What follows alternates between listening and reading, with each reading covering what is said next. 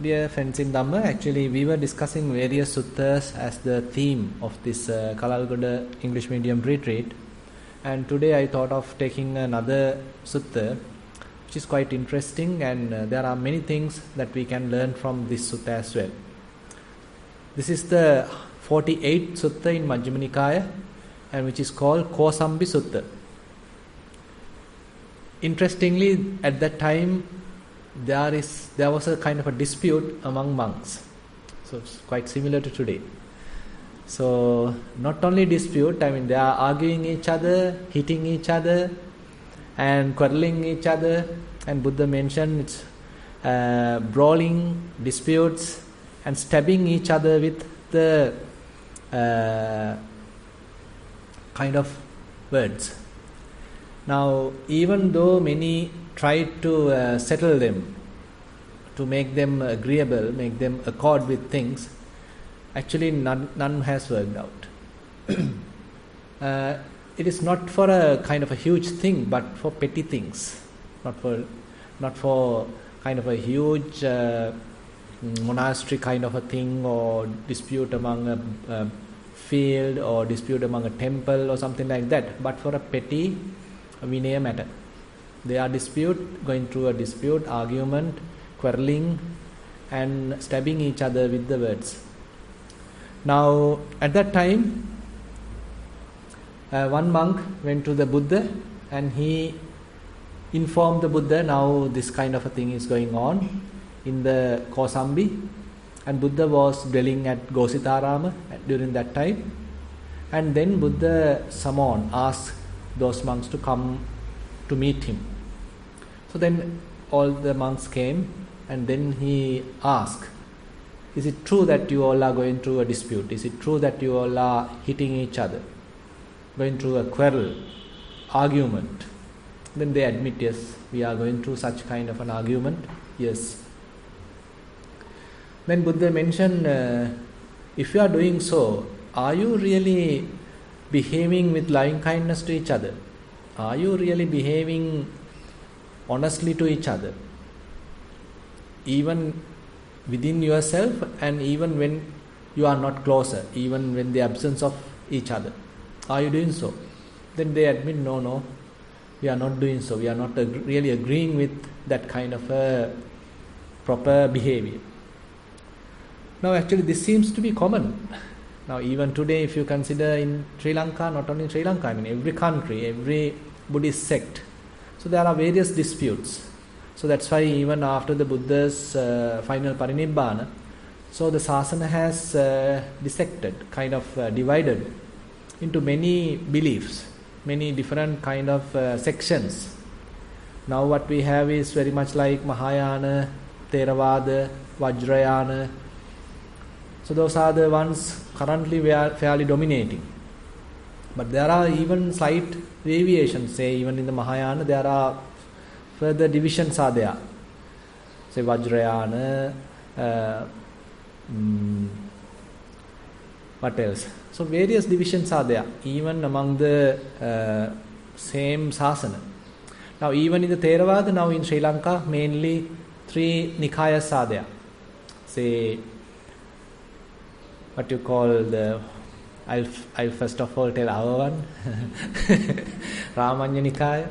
Then we have the Amarapura Nikaya, and then we have the, what you call, Siam Nikaya, yes. So actually the most old one is the Siam Nikaya in Sri Lanka, and next the Amarapura Nikaya, and later we have the Ramanya Nikaya. So different, maybe due to various minor things, but when we take things so seriously, so various divisions are happening. And so when such divisions are there, various other rules and regulations also apply. Say for example, now it's a kind of a regulation that monks have to go through Uposatha during each fortnight. After each 2 weeks interval, so we have to go through the Uposatha. So to that Uposatha, we are conducting in a particular place called Sima, that is where all legal transactions or all the Vinaya-related matters are discussed and certain transactions are done. So only the same group or same tradition, monks are allowed to come there. Say if you are from another Nikaya, then you are not allowed to come to that. So likewise, many divisions. So in a way, causing some disputes. And even if you consider the temple situation, say sometimes there are kind of misunderstandings, sometimes different beliefs, different views, and sometimes someone is not happy with someone else's performance, someone else's activities. But quite common, not only to the lay life. So we think, these are only available in the lay life, but things are available in the monk's life as well. So we all are humans. So that's why, if you consider the Vinaya Pitaka, so Buddha come across various difficulties when he is handling the monks, and many situations have arisen during that time while Buddha was alive, and monks are coming and complaining to him. As a result of that, many Vinaya rules are established. Now interestingly, during his first 20 years, there are no such kind of established Vinaya rules. And there were many Arahants, interesting. Many Arahants. Everybody came to the Sasana and they only have one goal, that is to attain Nibbana. But after 20 years, there were many, other people get on to the Sasana and they have different motives. Because as the Sasana is thriving, so there are a lot of gain and fame, and many are supporting the Sasana, and as a result of that, so the others are losing their accumulations, losing their reputation. So as a result of that, many others started to come and behave like monks. We can't say really they are monks, but they also try to get the benefits coming towards the Sasana. Then there are various disputes. Say even a particular Vinaya rule. Say someone is telling, okay, you have to, say we'll take a simple example. Suppose when you are adhering to Vikala Bhojana Sikkhapada. So someone might tell, okay, certain fruits are allowed, certain other fruits are not allowed. Say milk is allowed, milk is not allowed. Cheese is allowed, cheese is not allowed. What I am talking is during the afternoon. So these are very practical examples. Now even in the our tradition, say at early times, so they considered cheese as a allowable medicine, allowed after noon. But later monks understood, okay, it is inappropriate, so we better consider it as a food. So now we are not taking cheese as a afternoon item. We are not allowed. Now it is only considered as a food, possible to take as a typical food item. Now on the other hand, say some others consider dark chocolate as allowed during the afternoon, evening time, but some others are not. Say some traditions. Now say if you consider, if you go to Burma, so while wearing the robes, the inner robe has to be a little longer than the upper robe. So you can see the inner robe, little bit of a strip, you can see the inner robe. So that is the tradition we have to wear. So when I went to Panditarama, so that's a strict rule that we all have to follow. Otherwise we will get blamed. So we have to keep the andana, the antaravasaka, the inner robe has to be a little longer than the upper robe, the outer robe. But in Sri Lanka, the other side, so we are in the inner robe little shorter, the outer robe is longer. So that is how in Sri Lanka we all are following. So these are little things. Now assume that the one Burmese monk come here and he argues, no, you should wear inner robe longer. Then we can argue, okay, no, you should wear outer robe longer. So these are the way, the little things These are minor things, but we can get into disputes. We can get into arguments. So something like that has happened during the Buddha's time at Kosambiya. Minor thing, by the way. Seems like they left some little water at the toilet. So someone telling you have done a grievous mistake and you should not do that. You all have to remove that water. You have to keep the bucket properly. You have done a mistake. Others are telling, no, you shouldn't. I mean, it's not a big thing. Something like that. Is it common or is it uncommon? Is it only to monks or is it available for lay people? These common things, right? So as human beings, so we are strictly following certain things. We have certain fixations, especially as we are growing up. Sometimes when we are young, we don't care much about these things. But when we grow older and we have that kind of fixed views, we are more adhere to those fixed views. And only the ones who are following that fixed view, which is I am following, then I like it. I love it. I like to have a companionship with him. But another person, if he is arguing on that, not following that, and not respecting that rule, then I am going to kind of a dispute with him. So this is the typical nature of our mind. So we are quite fond of having fixed views. Now, when we are doing it for sila, what happened? That is called silabbata paramasa. So one of the fetters. So we are strictly taking certain rules and regulations, and probably we may be thinking just by following strictly on that particular rule, on these kind of rituals, okay, I can attain nibbana, or I can attain liberation, or whatever it is. So those are, in a way, we are too strongly, too thoroughly, too strictly taking things to our practice. Then how are we going to change it? Are we going to lose all the precepts? Are we going to throw away all the precepts we don't need? I am not respecting any of the rules and regulations. I am just following my own rules. Can we say like that? Now say in Kalalgoda, now everyone has their own rules and regulations. They are not respecting any common rules. Is it the way that we need to go? So that is also not the way that we need to go. So how are we going to find the most comfortable, most appropriate, or most conducive way of handling rules, adhering to, say, regulations, adhering to precepts? It's very difficult to say. I mean, you can't come up with a certain standard in that sense.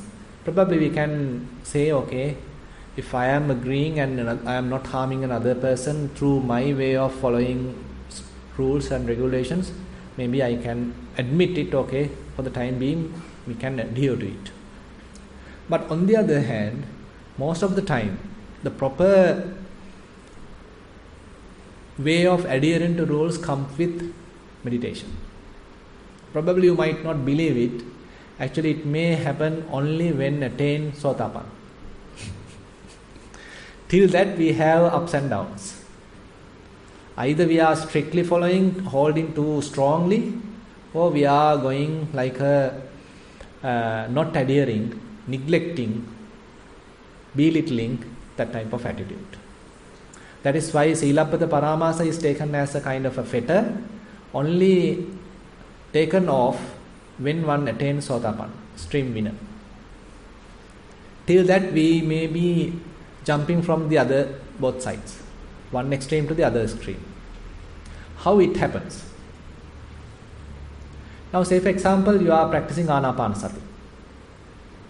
So, at the beginning, as a beginner, say the very first day you started Anapanasati, probably you may start breathing forcefully. You don't know how to look at breathing. And all of a sudden you come across, okay, difficult to breathe even. I mean, so far, maybe 30 years, there was no problem in breathing. But now, After trying with Anapanasati, now you understand, okay, I can't breathe. I mean, there is something wrong. How I can breathe properly? Now there's a kind of a confusion how to breathe properly. So it can happen. And probably you are trying so hard, keeping your attention at the nostril, and you can't even sleep.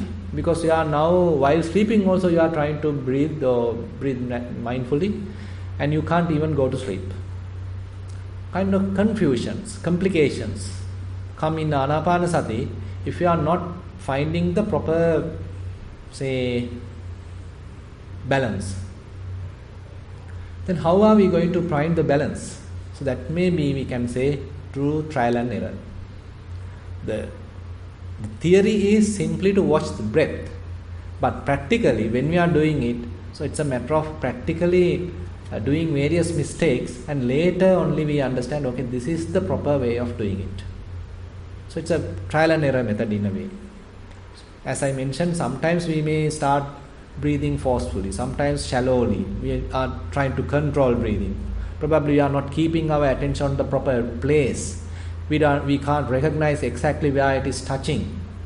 Either to keep it at the closer to the nostril or to the upper lip or to the duct of the nasal duct. Many complications are there. But slowly you may understand it's not a big deal.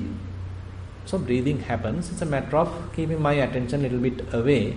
Allow breathing to happen as naturally as possible. Just to be aware of breathing. That's all we need to do. So why couldn't we understand that at the first stage? So we have different difficulties, isn't it? I mean, when we are trying to do it something practically, so we come across these kind of complications, difficulties. So we go through these difficulties, then only we understand, okay, this is the way to do it. Like you are tuning a guitar. Say if you are straightening it too tight, then it is not producing the proper tone. And if you are keeping it too loose, still it is not producing the proper tone. So it has to be properly tuned, optimally tuned, correctly tuned, then only it will produce the proper tone. Same thing in Anapanasati, same thing in walking meditation, same thing with any other meditation. So we don't know at the beginning what is the proper tuning point, what is the proper moderate or accurate point, how to do it. So that in a way we are doing with trial and error. So later we understand, okay, nothing much to do. Let the body breathe naturally. I don't need to worry about it. Body takes care of breathing. For me is just to observe it carefully. That's it. Then we are quite relaxed. We feel quite relaxed. We feel unburdened. And we feel quite lighter in the mind. And the mind becomes quite luminous in a way. You don't feel stress after the meditation. So you feel quite comfortable after the meditation. You feel refreshed after the meditation. You feel like you had a very good nap. Even though you were not drowsy, even though you were not sleeping, after the proper meditation session, you feel quite rejuvenated. You feel like refreshed. Because you understood the proper balance. So the same is there with the Sila. So at the beginning, when we don't know exactly what is the proper balance, so we take it so hard, so strict, and it adds to our stress in the mind. So then we are going ahead, okay, are we going to eat this particular food? What is the exact amount? Is it allowed? It is good to know all these, but sometimes we are going too far, then it is generating some sort of a confusion in our mind. So that's why we need to understand, so things have to happen in a way parallelly. So if you are simply following strictly rules without meditation, then you are not getting the proper balance. So we have to have both together, properly following Sila, at the same time properly following mindfulness. And when we are going further and further, ultimately wisdom also come to the picture, then Sila and wisdom go in hand. So that we can't divide in a way. So there's a beautiful sutta called Sonadanda Sutta. So there Buddha mentioned, so without sila you can't have wisdom, without wisdom you can't have sila. Sila and panya go hand in hand. So if you don't have proper panya, then sometimes we are strictly following unnecessarily certain things, which is producing more stressful kind of an environment. Others also feel uncomfortable because of your own behavior. So such things are there, particularly in the monastic situations. So some monks are taking it too rigorously, too hard, too strict. Even the others feel uncomfortable with that type of a situation. But on the other hand, if someone is not following, while others are trying to adhere, when someone is loose in his own practice, that also feels felt. So having kind of a common understanding, having kind of a common motivation, having adhere to a common practice is something really benefiting everyone. So after Buddha admonishing the monks, so he come across 6 kind of such criteria how to maintain kind of a unity among a group, unity among the Sangha. It is not only to the Sangha, if it is a lay group, if it is a lay society, kind of a company, institute, whatever it is. So Buddha mentioned, if you are following these principles, then you can have a concord among yourself, you can have unity among yourself. And it creates love, it creates respect, and kind of a cohesion among the group. So what are these 6? Chaime bhikkhave dhamma saraniya, piyakarana, garukarana, samaggaya. Likewise Buddha mentioned, so these are saraniya, those are producing kind of a conducive environment within the setup. Not any friction, but rather you start feeling love among everyone. Feel as a team, as a group, with a common goal. The first one Buddha mentioned, bodily acts of loving kindness when one is present and even when one is absent. Now say for example, there are many people here. Now say a newcomer is coming to the group. Now when he is here, he or she is here, so probably we can act cordially to him. I mean, we can tell him what is the rules, when you need to come to the meditation hall, how you need to practice, how you need to adhere to the rules, when is the lunch time. So likewise, when he or she with us, so we can tell those things. But on the other hand, say he or she is not here now, so then probably we may talking each other in private. He is not following that. I mean, he is bad. I mean, he is disturbing us. We should not allow him to come again. Now, in public we are good, but in private we are not following. How about following the same way in public as well as in private? So that is what Buddha mentioned here. So even in private, so if we are talking bad about a particular person, while in public if you are talking good about him, so you may have kind of a double standard. So while in face to face you are talking always good, okay, you are good, I mean I feel that you are improving now.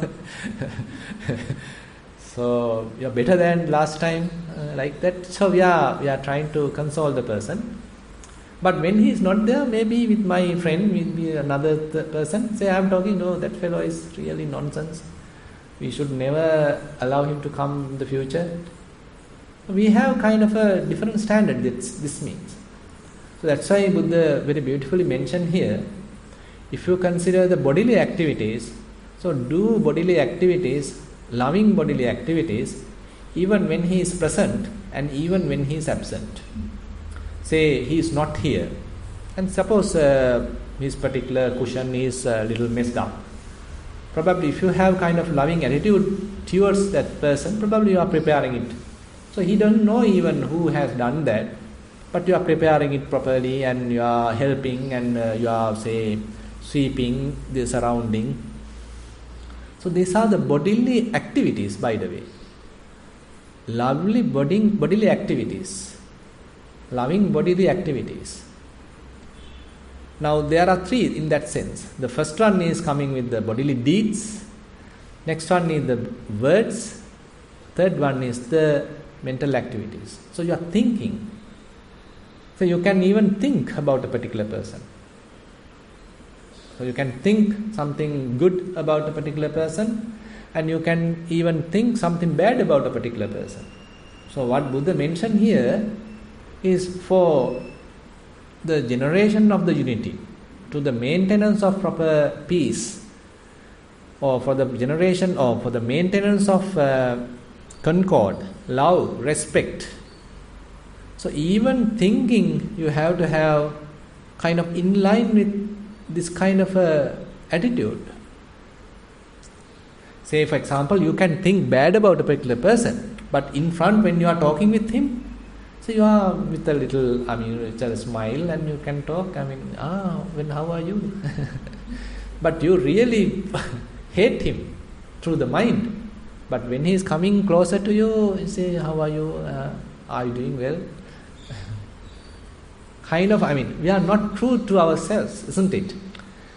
These are little things, but indicate how our mentality and how we are pretending. So we have kind of a pretending attitude. It is not the true nature that we are exposing, but we are sort of acting in a way. In a way, kind of a double standard. So that is why Buddha very beautifully mentioned here.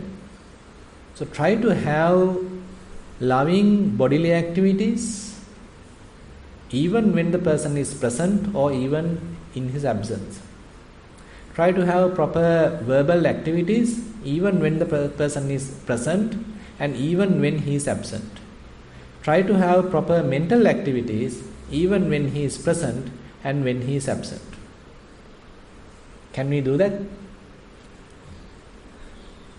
Don't you think, this is, in a way, so you can see how beautifully Buddha is, giving his teaching. How carefully he has thought about it.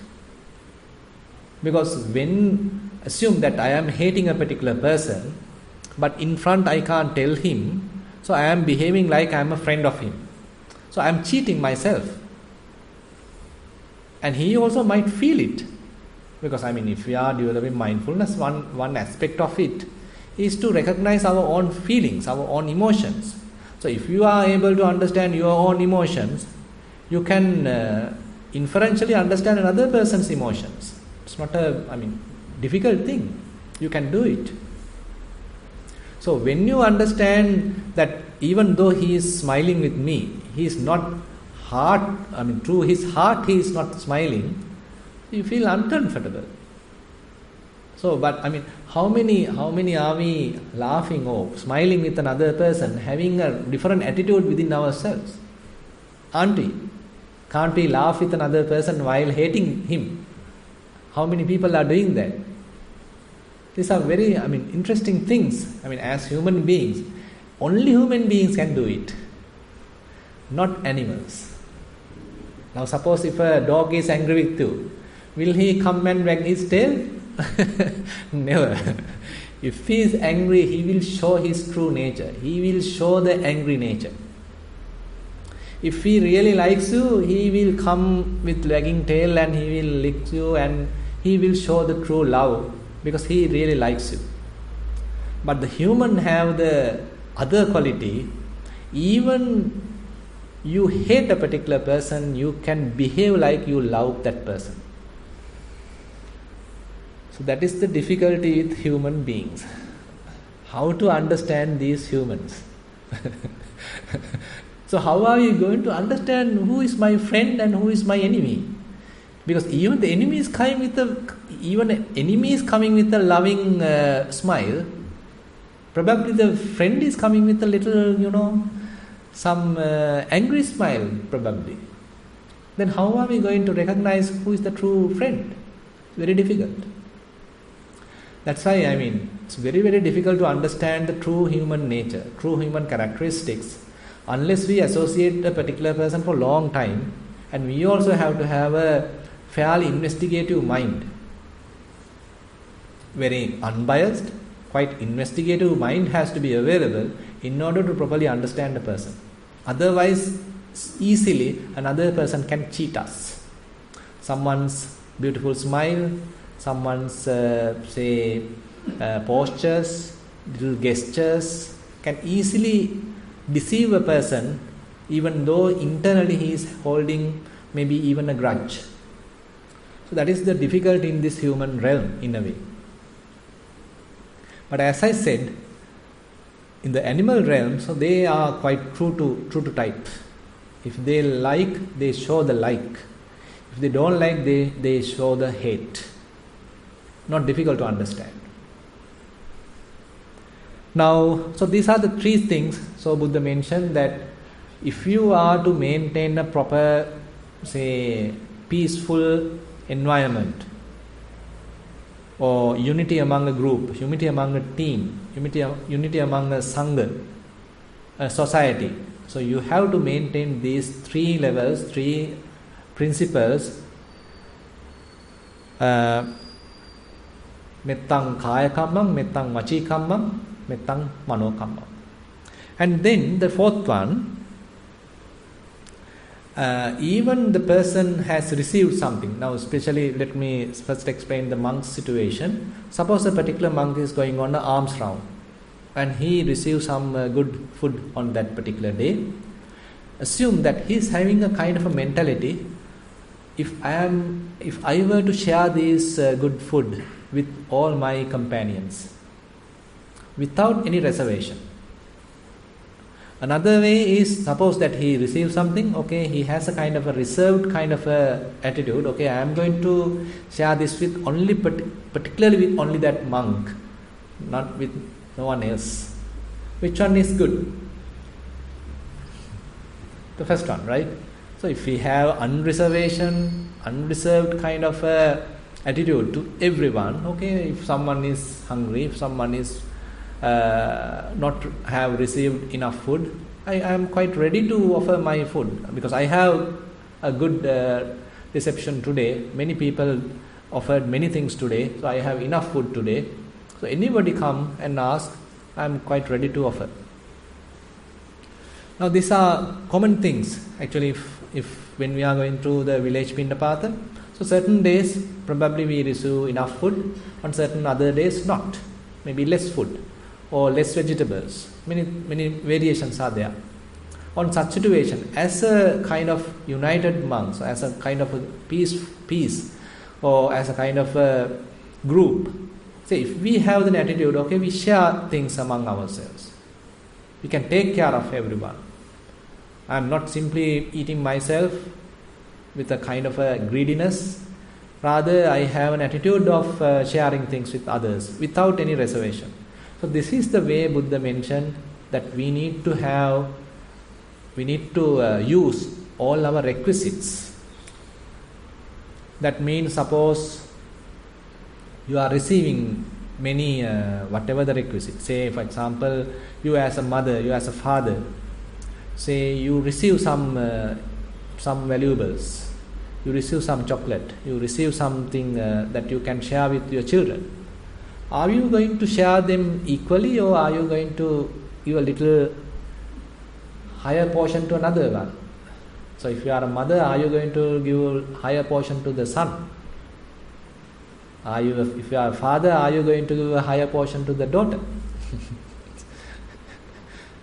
So are we having such kind of priorities, preferences within our family? Now if we come to the family setup, it's the same thing.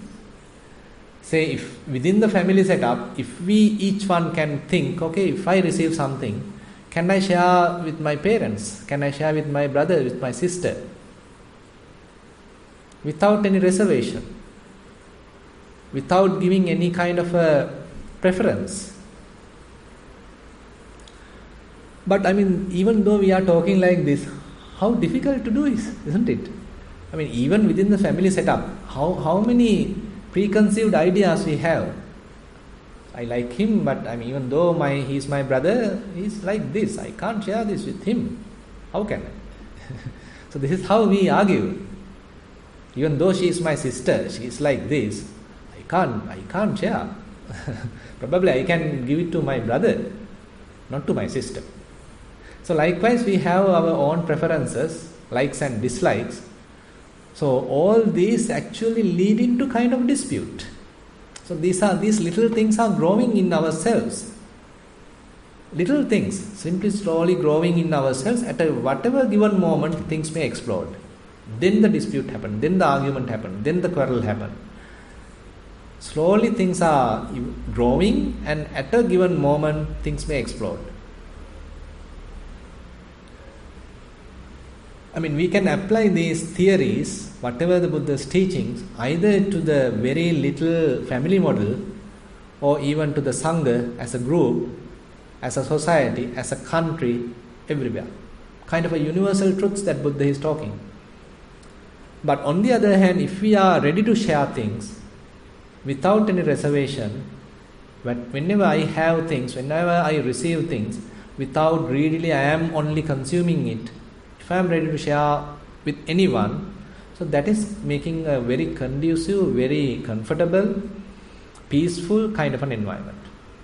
So that is the fourth kind of principle Buddha mentioned, which is helping to maintain this coherence, cohesive attitude, or the unity among a particular group. Now Buddha comes to the fifth one, that is related to the sila. Now with respect to sila, we can have a lot of arguments.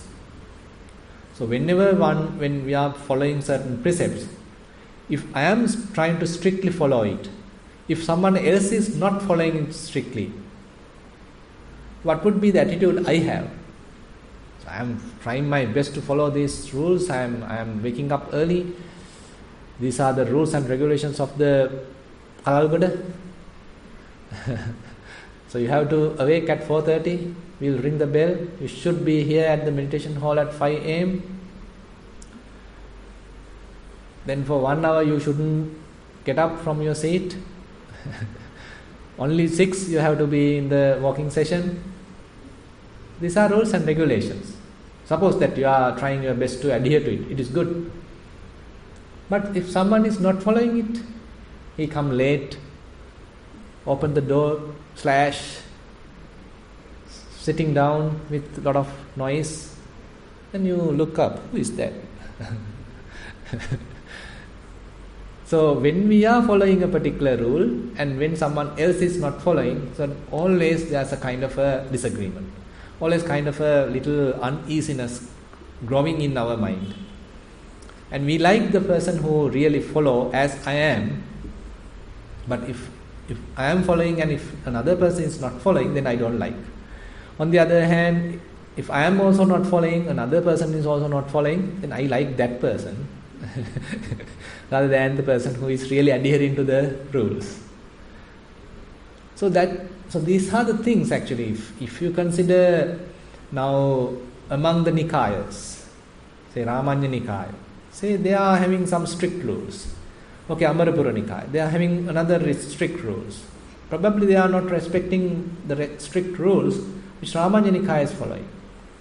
So if you consider the Siyam Nikaya, okay, they may have their own adherences, preferences. They are not ready to strictly follow what the other two are doing. So then there are clashes, then there are disputes. Even in societies, even in political parties, everywhere today, we are living with conflicts, we are living with disputes, at the edge of a war. Yesterday actually I saw some university, I can't remember the name of the university, so they have modeled what's going to happen in the future, recent future, if kind of a nuclear war going to happen. What would be the impact? If Russia and America get on to a nuclear war, what would be the impact? If India and Pakistan go into a nuclear war, what would be the impact? Say what China and some other country going into a nuclear war, what would be the impact? So do you think only the people who are in war going to affect? So nuclear war is something different. According to that, so many kilometers of diameter going to be completely destroyed. And many people not only die through that impact, many people will die because of hunger. Because the whole transportation, whole distribution, whole communication, every system that people have made will collapse. So the whole Europe may starve and die. Because now things are fairly integrated, fully dependent on the technology. And whenever things are not happening properly, people die. Say in a Western country during the winter season, so everyone is dependent on the heating system. So if the heating system is collapsed, say enough gas is not provided, enough electricity is not provided, the whole system collapses. So we are fully dependent on technology. Unlike in Sri Lanka, say fortunately we can live without electricity. But those countries fully dependent on technology. So if this kind of a disaster happens, it's not difficult to understand that how much the capacity of a disaster. Now these are little things growing, by the way. I mean, things are not happening immediately, but little things are adding. People are not ready to accept another one's view, not ready to accept a common regulation, because our ego coming to the front. So why am I going to accept? They are the poor countries, I mean, let them follow it. I am a rich country, so why I bother? I can do whatever I like. So same mentality. So we also have. Say you are coming here, and say certain yogis are following strictly the rules, and you probably might think, so they are just the newcomers. Let them follow rules and regulations. I have been here for many years now. Why should I follow this? I am being exempted. Can't we think like that? So I can think like that. Say a newcomer should follow all the rules and regulations because he is simply on the learning curve. I am an expert now, so I have little exemptions. Why can't they allow me an exemption since I am practicing here for several years now? So we ask for privileges then. So when I am asking for privilege, a newcomer may have kind of a anger, kind of a jealousy. Why am I following that? These people are not following it, no. Why should I? Then the conflict happens. These are minor things. So actually within ourselves we have huge conceit. So conceit plays a huge role.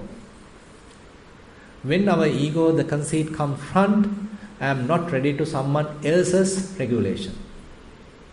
If someone else has put a rule and regulation, a particular precept, why should I going to accept it? So my huge ego is not ready to come down, live on the bottom, live on the earth.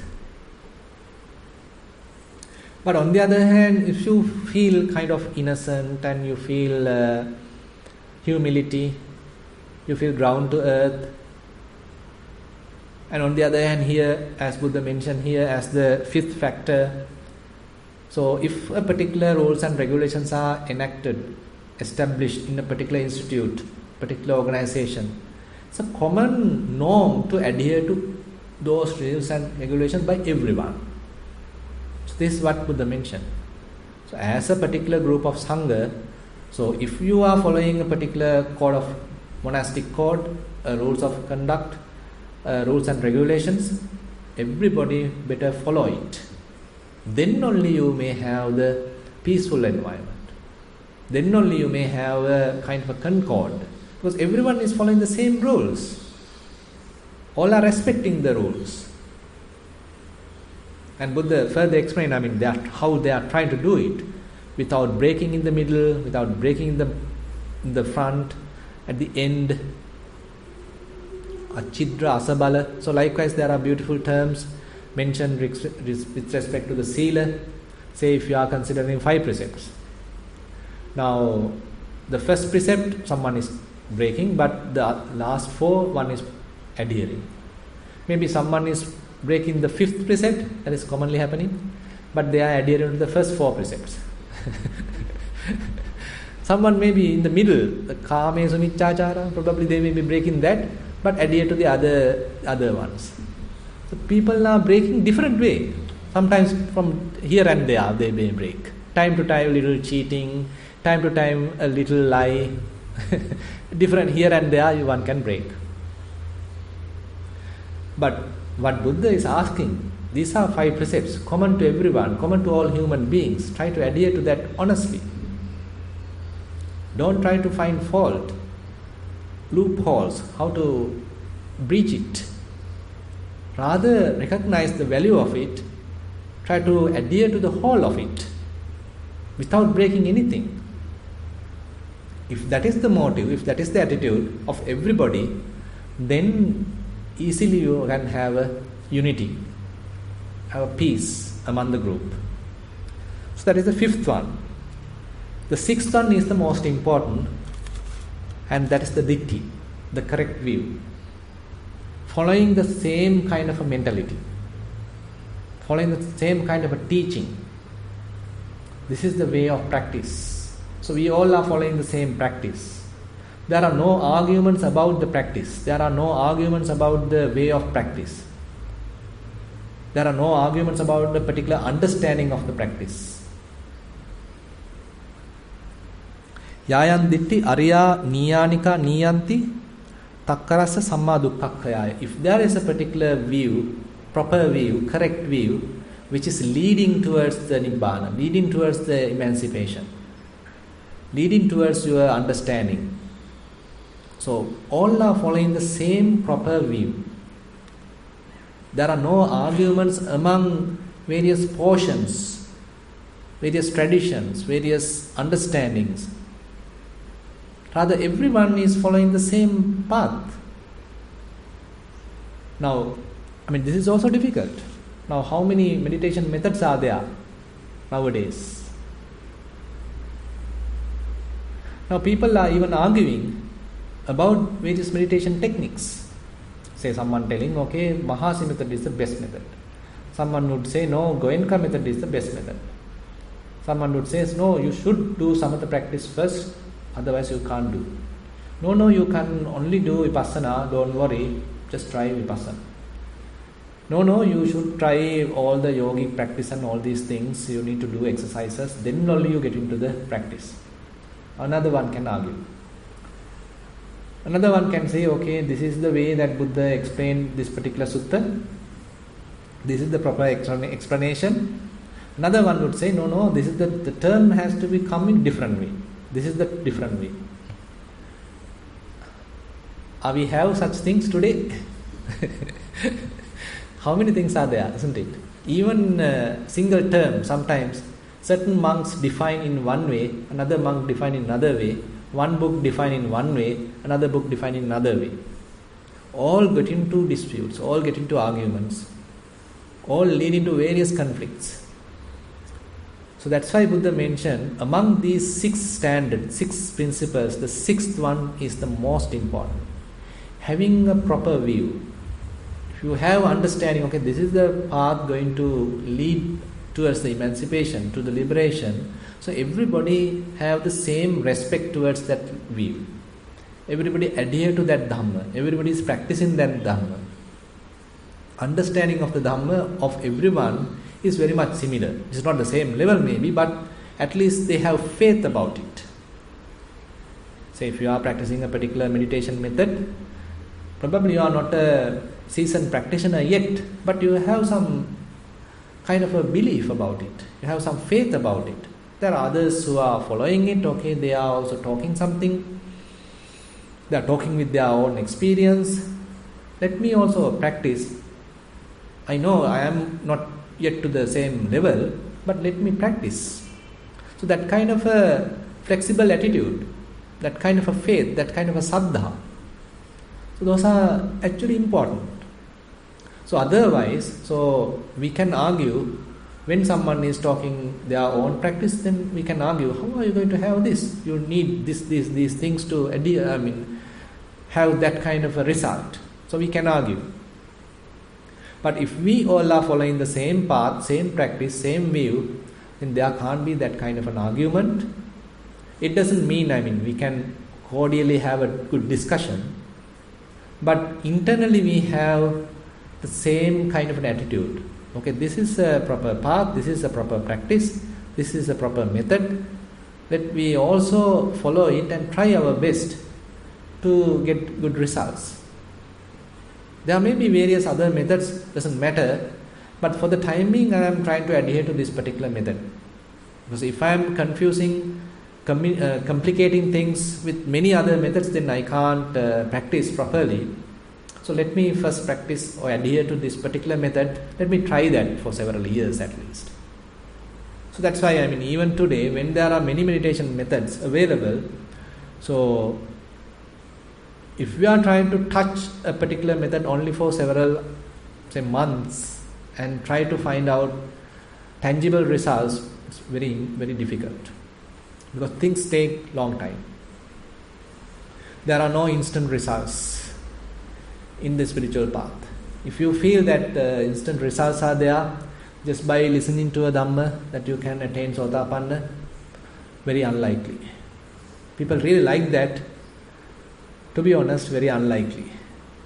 Because nowadays our mentality is so confusing, and we are not a group of people who are with less defilements. We are a group of people who are with many defilements, many confusions, many arguments, lot of ego, lot of conceit. For us, it may take long time. So we have to come to that kind of a honest reflection, rather than overestimating ourselves. If we sort of understand, if you consider King Dutukamunu's time, they had very simple lifestyles. As a result of that, they can easily understood Buddha's teaching. But today, we have very complicated lifestyles, very confused mindset, many preconceived ideas, lot of conceit, very difficult to understand. So if we have that kind of an attitude, maybe, doesn't matter, let me try. Because Buddha's teaching is not something that we can understand simply by logic, simply by book knowledge, simply by arguments, simply by, learning. You need fair amount of practice, fair amount of investing your time.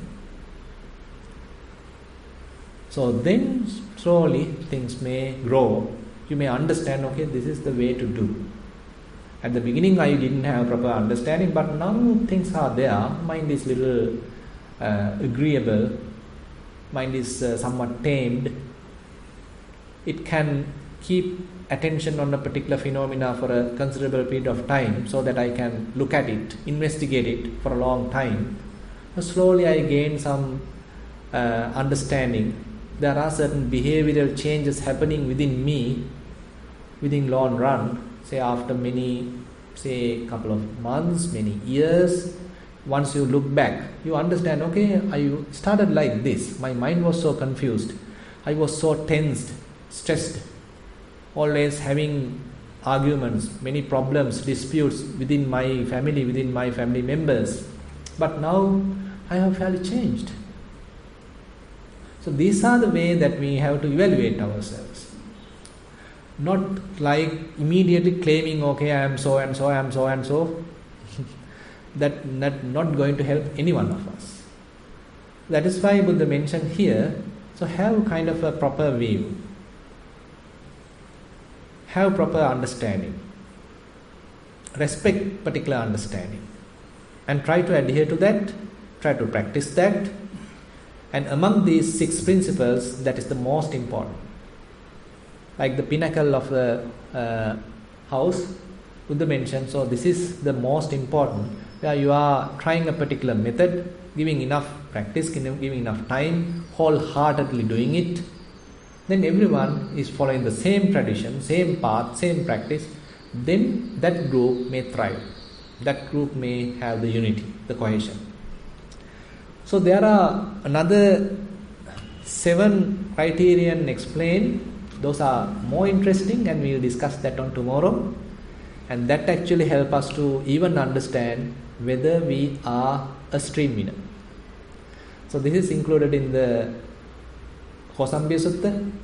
And with that note, I like to conclude today's Dhamma sermon. Thank you very much for attentive listening. So, do you have a small note today? This thing, no? No? Okay, fine. So, as usual, so we can wind up today's Dhamma sermon, and as usual, we do a little sharing of merits. So, from the morning that you all are practicing Dhamma and trying to adhere to various precepts, trying to develop mindfulness, concentration, wisdom, and some of you are involved in the serving Sangha. So with this, we were able to accumulate some merits, and we share these merits with all the past relatives, with all the celestial beings, and whoever in need of merits. And we wish these merits also help us to attain path, fruition, Nibbana. While keeping these good wishes in our mind, let's recite the traditional verses. Ettavata amhehi sambatang punya sampadang sabbe deva anumodantu sabba sampatti siddhya. Ettavata amhehi sambatang punya sampadang sabbe bhuta anumodantu sabba sampatti siddhya. Ettavata amhehi sambatang punya sampadang sabbe satta anumodantu sabba sampatti siddhya. Akasattha ca bummattha deva naga mahiddhika punyantang anumoditva chiram rakkhantu sasanang.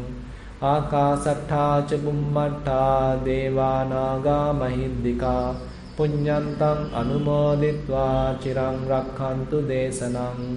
Akasattha ca bummattha deva naga mahiddhika punyantang anumoditva chiram rakkhantu mamparang. Idang vo ñātīnaṁ hotu sukita huntu ñātayo. Idang vo ñātīnaṁ hotu sukita huntu ñātayo. Idang vo ñātīnaṁ hotu sukita huntu ñātayo. Imina punya kammena mame bala samagamo satang samagamo hotu yava nibbana pattiya. Imina punya kammena mame bala samagamo satang samagamo hotu yava nibbana pattiya. Imina punya kammena mame bala samagamo satang samagamo hotu yava nibbana pattiya. Sadhu, sadhu, sadhu.